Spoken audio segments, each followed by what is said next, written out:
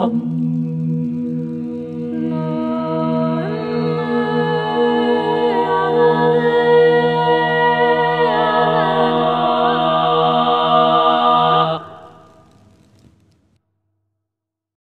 bonjour tout le monde. Je suis heureuse de vous retrouver pour vous parler un petit peu de la nouvelle lune qui va avoir lieu le 13 novembre 2023 à 10h29 ou 9h29 en temps universel dans le signe du Scorpion. Une nouvelle lune, c'est toujours un moment où le soleil et la lune sont conjoints et ici c'est au 20e degré du Scorpion. Sur le visuel que je vous ai préparé, je vous ai mis le signe du Scorpion avec un halo bleu, c'est un signe d'eau. Et ici, cette nouvelle lune tombe dans la maison 11, qui est une maison en astrologie qui parle des associations, des amis, des aides que l'on peut recevoir de façon visible et invisible. Donc, quand une nouvelle lune se situe en maison 11, elle va forcément venir travailler pour nous le secteur des amitiés, des associations, et de pouvoir aussi ouvrir un nouveau cycle, une fécondation dans le signe de l'énergie du Scorpion, qui est une énergie des profondeurs et une énergie qui va venir nous travailler dans nos eaux souterraines, dans tout ce qui peut être caché à l'intérieur de nous, et venir nous apporter un ensemencement, une nouvelle possibilité de nous déployer pendant le mois qui vient, tout en travaillant avec la vibration du Scorpion, qui est quand même une vibration assez puissante, parfois crainte dans le zodiaque, malgré l'immense bénéfice que l'on peut avoir à la comprendre et à l'intégrer dans notre façon de concevoir la vie et de travailler. Le Scorpion, c'est le maître de l'automne qui décompose avec son humus tout ce qui, depuis l'année en cours, a été florissant, tout ce qui s'est déployé. Et là, dans le mois du Scorpion, on est amené à faire ce travail de descendre dans nos profondeurs pour pouvoir alchimiser et aussi sortir notre charisme personnel et pouvoir projeter au-delà des limites, parfois dans des états passionnels, parfois dans des états compassionnels. Les signes d'eau sont toujours des signes très très connectés et le Scorpion est vraiment un maître dans l'art d'amener les métamorphoses, les transformations. Il est l'alchimiste du zodiaque et une nouvelle lune qui s'ouvre dans le signe du Scorpion est toujours une lune très magnétique, très charismatique et voire même, je dirais, irrésistible. On ne peut pas résister à l'attraction d'une énergie telle que celle-ci.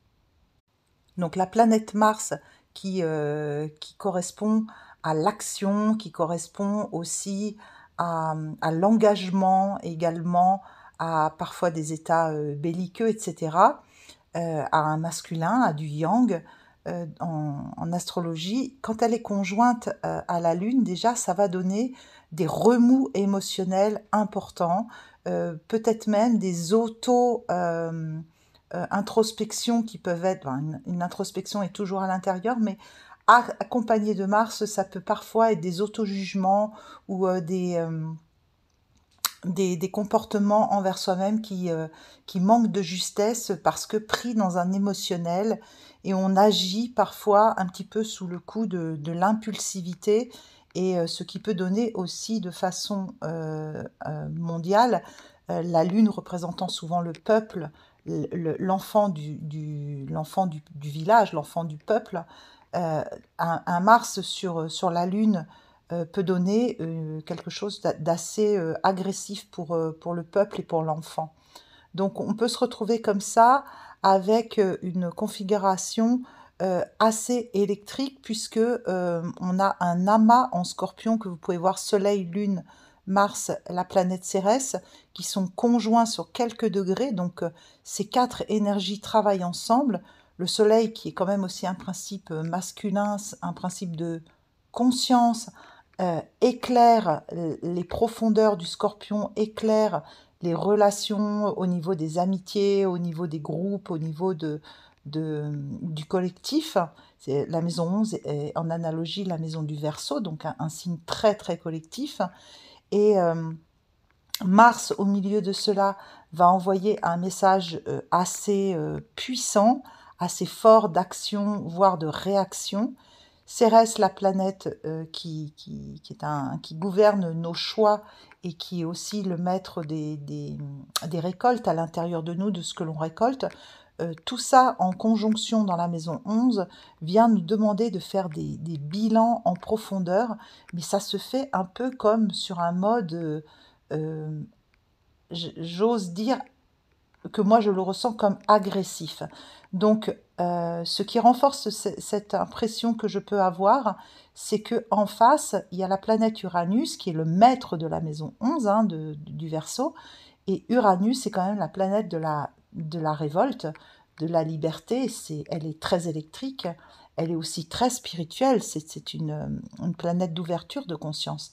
Mais quand elle est en stress, en aspect tendu dans le ciel, elle peut envoyer comme des coups de foudre, mais pas le coup de foudre amoureux, le coup de foudre qui vient déchiqueter et blesser parce que elle tend la corde et elle rend les choses nerveuses, hein, vous pouvez ressentir cela. Donc Uranus en taureau en maison 5 est plutôt porteuse d'amour pour la terre, pour les enfants, de rééquilibrer notre façon de voir et de prendre soin de la terre et de notre créativité intérieure. Mais là, en opposition au scorpion avec Mars en face, ça donne quelque chose d'assez de contentieux, de belliqueux, de guerrier et de violent en fait. Mercure se retrouve maintenant en Sagittaire, en maison 12. C'est comme si on pouvait ressentir qu'au niveau de notre façon de communiquer, de notre façon de penser, on se retrouvait en quête d'une nouvelle façon. On a une nouvelle façon de concevoir les choses, on a envie d'un renouveau, d'une nouvelle quête, on a envie de croire, d'avoir la foi. Mais dans le secteur de la maison 12, ça vient quand même nous stipuler qu'il y a des guérisons à faire et que la communication passe en mode un peu blessé. Donc il se pourrait quand même que ce soit un moment où les conciliations, les négociations soient difficiles, d'autant plus que Mercure sort d'un carré avec la planète Saturne, qui elle est dans les premiers degrés, le degré 0 du poisson. Donc il y a comme un espèce de flou dans la pensée, un flou dans la communication. C'est tendu avec un Saturne qui lui peut apporter des freins, des restrictions et bloquer un peu la compréhension. On se parle mais on ne se comprend pas, on se tend rapidement, on est susceptible et on a du mal à lâcher du mou dans la communication. D'autant plus que Saturne est lui-même en opposition avec les lunes noires qui sont, elles, dans le signe de la Vierge, et en maison 8, qui est la maison du Scorpion, donc une maison assez relationnelle et qui en même temps vient nous chercher dans nos fondements, dans nos héritages, dans nos possessions, dans notre sexualité, dans plein de choses comme ça. Et les lunes noires en opposition à Saturne prennent, j'ose le dire, en otage l'astéroïde Junon qui lui-même est en lien avec l'idéalisation amoureuse, l'idéalisation du couple. On en a beaucoup parlé dans les derniers audios, puisque Vénus était mêlée à cette tension. Maintenant, elle s'est éloignée dans le signe de la Balance, et je vais vous en parler de suite. Donc un Saturne qui s'oppose aux lunes noires, là on sent aussi qu'il y a des choses qui sont extrêmement blessées, qui sortent malgré nous, que on voudrait temporiser, mais on est comme dans des rigidités intérieures, et ça vient vraiment nous chercher dans le couple, ça vient nous chercher dans le signe de la Vierge, qui est quand même un signe assez intellectuel, donc ça peut venir nous brasser dans notre mental, dans nos convictions, dans nos croyances. On s'accroche à nos vieilles blessures parce que on a l'impression que c'est un tsunami à l'intérieur de notre pensée. Alors on se rigidifie un petit peu dans la terre de la Vierge et on cherche des solutions. Et en face, c'est Saturne qui nous demande quand même de prendre nos responsabilités, de nous recadrer et de rester centrés et alignés pour pouvoir dépasser les rigidités du mental, les petites choses que l'on met en place dans notre quotidien pour se rassurer et qu'il va bien falloir modifier pour pouvoir avancer et renouveler des choses dans nos vies. Alors, il y a quand même un trigone, une belle entente avec Jupiter et l'espace où est la Vierge et les lunes et Junon. Donc on peut quand même sentir qu'il y a de l'espoir, il y a de la foi, il y a de l'enthousiasme qui est là pour soutenir ce travail qui vient chercher en profondeur, moi je sens comme quelque chose qui nous griffe, et c'est un petit peu le baume qui, dans cette lunaison, va venir apaiser un petit peu les tensions, hein, Jupiter. Il va venir apporter un petit peu de soleil à l'intérieur à partir du moment où l'on envoie un message clair, que l'on a la foi, que l'on est confiant. Et si l'on perd cette petite étincelle de joie et de confiance en nous, eh bien là, on peut se laisser emporter par le tsunami émotionnel et inconscient des lunes noires et de choses tendues dans l'ambiance scorpionesque. Et là, on peut facilement péter des câbles, en fait. La belle Vénus, quand elle est en balance, elle est apaisée. On a eu une Vénus qui s'est pris quand même les foudres de Saturne et des lunes noires. Donc il y a quelque chose quand même qui s'éloigne, qui ramène du plaisir d'aimer, du plaisir de travailler ses valeurs à l'intérieur de soi. Et dans la balance, bien sûr, on est sur des valeurs de justice, on est sur des choses artistiques, on est sur des choses esthétiques, on cherche l'équilibre, on cherche la conciliation. Il y a quelque chose qui cherche la conciliation et qui propose une petite alternative ou une pause dans les conflits. Et comme dans le secteur de la maison 9, on peut sentir que ça concerne du lointain, du collectif, du global. Et ça fait du bien quand même que Vénus se pose un petit peu dans la balance, même si on ne constate pas forcément de façon visible avec le fait d'être inondé d'informations négatives. On a du mal à trouver à l'intérieur de soi l'équilibre entre euh, trouver du plaisir, de la joie et chercher des choses légères ou qui nous rendent heureux. On se sent comme complexé d'être heureux dans un monde qui va mal. Et Vénus nous rappelle que, eh bien, ce qui est important, c'est de s'occuper d'abord de ce que l'on peut toucher de nos mains et de nos yeux et de nos cœurs avant de se perdre dans un collectif et de projeter tellement loin que l'on n'a aucune prise sur le résultat de ce qui va se passer, en fait. Donc on doit, avec Vénus en balance, s'occuper de notre balance intime, de notre plaisir, et de ramener de l'arc-en-ciel à l'intérieur de notre cœur, de notre vie. Et Vénus est en bon aspect avec Pluton, et elle a accepté, je pense, cette Vénus en nous, ce féminin, de se transformer depuis un cycle incomplet. Et là, maintenant, elle peut se reposer un petit peu et se laisser vivre. Voilà. Accepter de se laisser vivre malgré les tensions qui sont inhérentes. Et Pluton, il est dans cette lunaison, il demande toujours un travail profond karmique qui fait des tensions avec l'axe d'incarnation du Nord, entre autres, mais par contre, il envoie quand même des bonnes ondes à son propre signe du Scorpion, à la Lune, au Soleil, à Mars. Donc il y a une profonde transmutation. C'est le moment où l'alchimiste il a réussi à mélanger tous les ingrédients, qu'il y a eu des réactions puissantes et que là, maintenant, on commence à voir l'or, le plomb se transformer en or.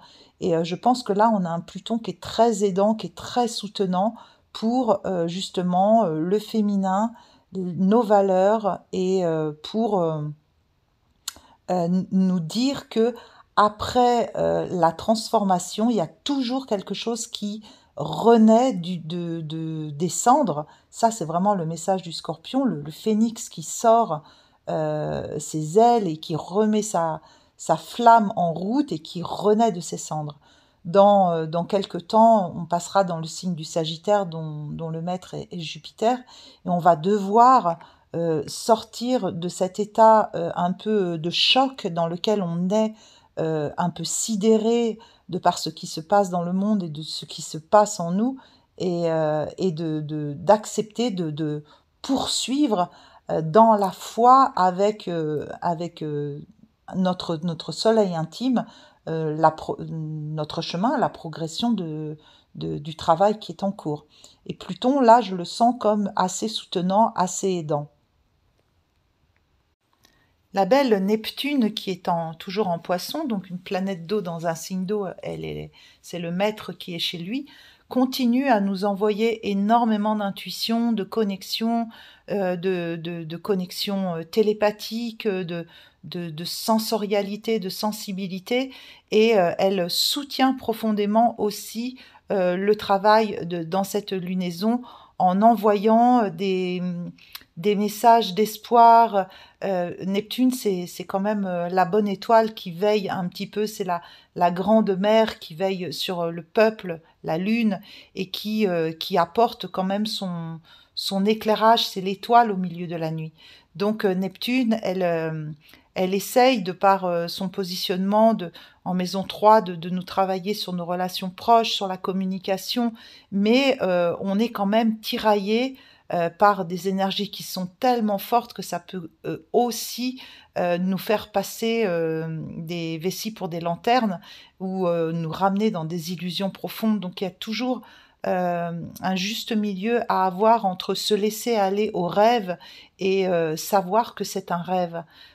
Partir dans le rêve, mais tout en sachant où l'on arrive, où l'on met les pieds, garder la lucidité et sortir d'états naïfs dans lesquels on peut se mettre parce que l'on confond gentillesse et, et positionnement dans la réalité.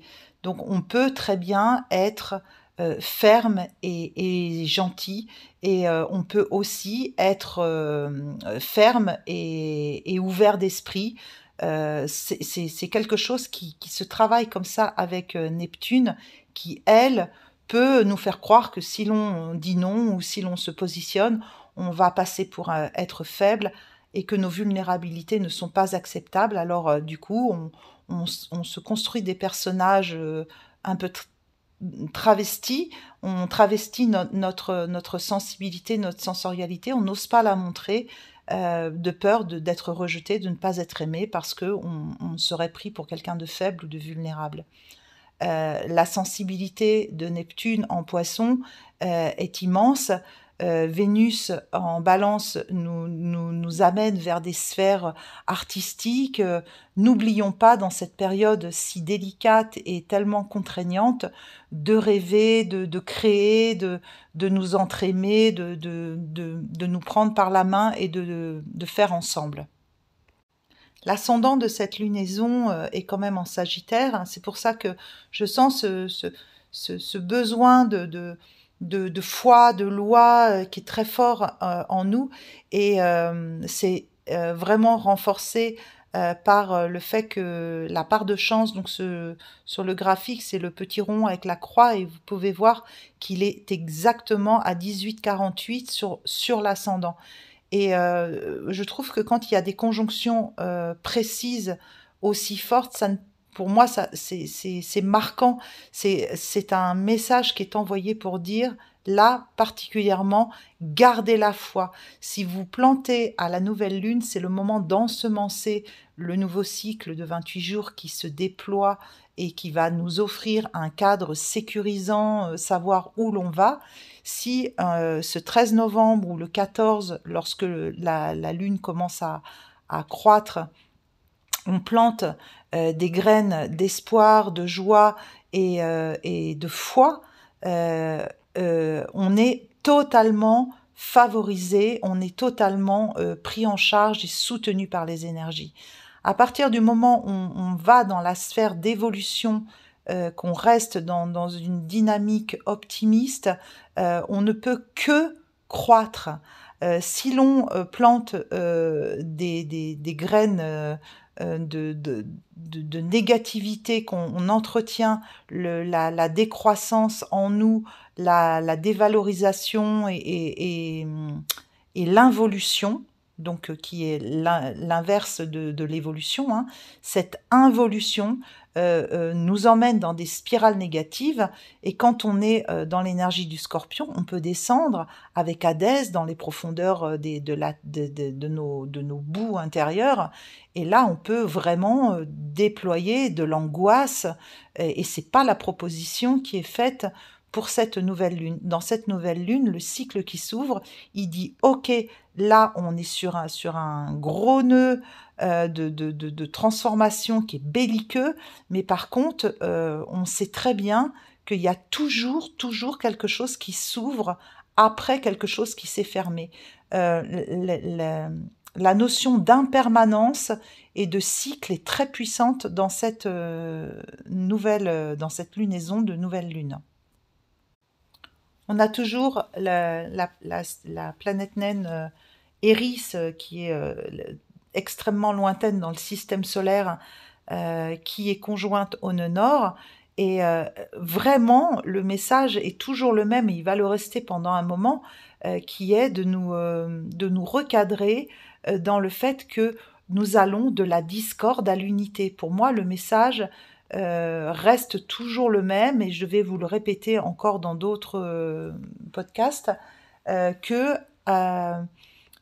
on passe par le chaos pour accoucher d'une étoile qui danse. Cette citation est attribuée à Nietzsche, mais peut-être qu'elle vient de quelqu'un d'autre. Il faut accoucher du chaos accoucher du chaos pour avoir une étoile qui danse en nous.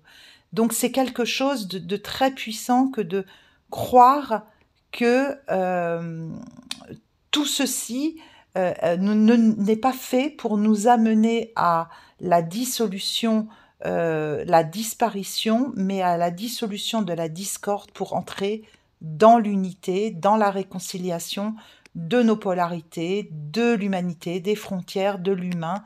Et en tout cas, moi, c'est le message d'espoir que j'ai envie de vous faire passer, parce que je pratique une astrologie humaniste, positive et créative, et qu'il n'y a pas besoin de rajouter de la noirceur à ce qui est déjà envoyé. Je préfère envoyer un message d'espoir parce que c'est ce que je perçois à travers les transits et à travers les placements des planètes, et parce qu'on a besoin tous d'entendre ces messages-là pour se fortifier, se serrer les coudes. Et il suffit d'une seule personne qui, dans une assemblée, se lève et chante et tape des mains et envoie l'espoir pour que le rire soit communicatif et que toute la salle se lève et que l'ambiance change. Et de même que si quelqu'un se met à crier dans la salle, la panique gagne tout le monde de façon comme une hola négative, et que ça parte en panique. Donc c'est chacun prend la responsabilité, et ça c'est Saturne qui nous le rappelle, de travailler ses propres ombres, ses propres angoisses, et de se lever à l'intérieur de lui-même et de chanter, de s'accrocher à l'espoir, l'espoir que nous envoie cet ascendant béni avec la grâce de la part de chance et un Jupiter qui lui aussi porte de l'espoir et de prendre la responsabilité de s'occuper de soi pour pouvoir mieux s'occuper du collectif, parce que c'est aussi ça qui est demandé dans l'axe d'incarnation Bélier-Balance, dans lequel on est encore pendant plusieurs mois. Bien prendre en charge, s'occuper de soi pour pouvoir mieux s'occuper des autres. Un petit mot sur l'astéroïde Vesta qui est en maison 7, dans la maison relationnelle, la maison du couple et en Cancer. Là, je sens, pour moi, Vesta est la gardienne du feu sacré, de l'origine. Il y a quelque chose de très virginal, de très dévotion dans l'énergie de Vesta. Et toujours s'occuper de notre foyer intérieur en Cancer. La maison 7, c'est la maison du couple, prendre soin de son couple intérieur, son yin, son yang, ses polarités, mais aussi prendre soin de l'autre et de baigner ça d'une douce lumière d'origine non travestie par un mental humain dogmatique et enfermant qui, lui, cherche à diviser pour mieux régner et envoie une pagaille et un désordre et un esprit totalement destructeur et meurtrier sur ce monde. Donc, savoir déjà dans notre ventre, notre ventre, donc c'est le signe du Cancer, notre foyer intérieur, comment on garde notre feu sacré, et c'est la proposition que l'on envoie à l'autre dans le couple ou qu'on envoie dans les relations proches, et c'est également la vibration que l'on envoie du coup dans ce monde. On ne peut pas agir sur tout, on peut agir sur ce que l'on est, ce que l'on a à l'intérieur de soi. Donc là, la proposition pour moi, elle est de prendre en charge son ventre, son couple, sa vie, ses proches, et de prendre soin de tout cela parce qu'on a du pouvoir sur notre corps, on a du pouvoir sur ce qui nous touche, et d'envoyer des vibrations de paix dans le monde.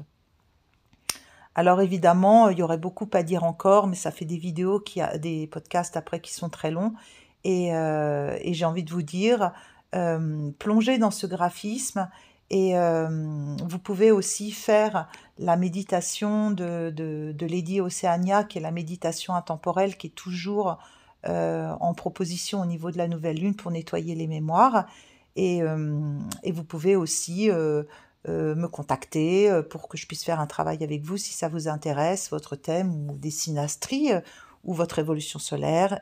Et vous pouvez également écouter les autres vidéos si cela vous fait plaisir. Je vous remercie de vous abonner, de m'aider à déployer mon travail. Et puis je vous retrouve très très bientôt. Donc une très bonne nouvelle lune. Et on garde l'espoir, on s'entraîne et on se déploie.